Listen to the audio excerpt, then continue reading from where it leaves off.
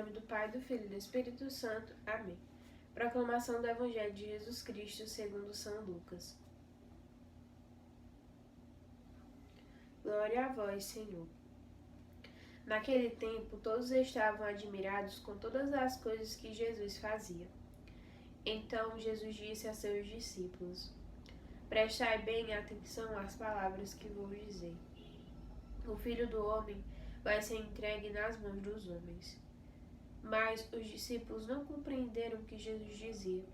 O sentido lhes ficava escondido, de modo que não podiam entender, e eles tinham medo de fazer perguntas sobre o assunto. Palavra da salvação, glória a vós, Senhor.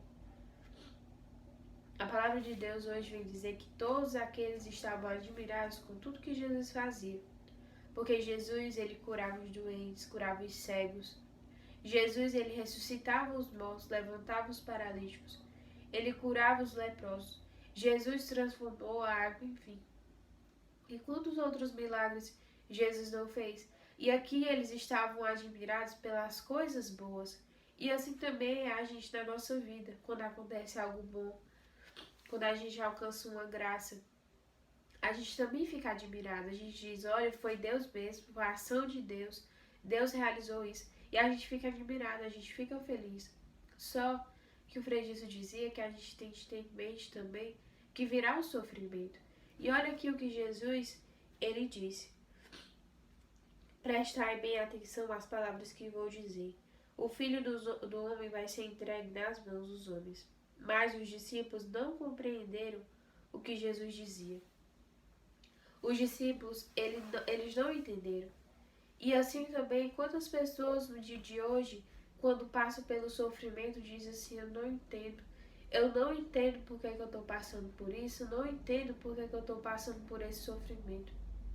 Mas, como o Frei Jesus disse, nós temos de saber que nessa vida não irão ser somente momentos bons, momentos felizes. Nós iremos passar, sim, pelo sofrimento. Agora, o que a gente não pode fazer é deixar de ver Deus no sofrimento. Porque muitas vezes vai chegar a doença, muitas vezes vai chegar o desemprego e tantas outras dificuldades. E a partir do momento que chegar essa dificuldade, a gente não pode deixar de ver Deus, não. Porque em todo o sofrimento, Deus, ele nos fala algo. Em todo o sofrimento, Deus nos mostra alguma coisa. E depois daquele sofrimento, quando a gente sai do sofrimento, a gente sai mais forte do que quando a gente entrou. Então, que nós saibamos enxergar Deus, tanto no momento da alegria, mas também no sofrimento. E aqui, ele diz mais, o sentido lhes ficava escondido, de modo que não podiam entender. Eles não entendiam, eles não compreendiam, mas que nós possamos buscar a Deus, pedir ao Senhor que nos mostre o que é que Ele quer nos falar através desse sofrimento. E não ficar muitas vezes se colocando como vítima, muitas vezes dizendo que não merece passar por isso. Não, que a nossa reação diante do sofrimento não seja essa, mas que nós possamos nos unir cada vez mais com o Senhor. Se Ele permite algo na nossa vida, é para o nosso bem, é para que a gente melhore, para que a gente cresça e para que a gente sirva a Ele com mais amor.